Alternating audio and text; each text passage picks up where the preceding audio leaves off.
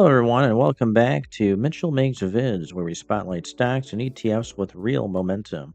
I'm Mitchell, and today we're covering ProShares Ultra Bloomberg Natural Gas ETF, ticker BOIL, a leveraged fund seeking 2 times the daily performance of natural gas futures, ideal for playing short-term moves in energy commodities. 2025 has seen natural gas prices rebound strongly from early lows, with Henry Hub surging 4 per MMBTU amid increased demand. Just this week, cooler U.S. weather forecasts are driving gains.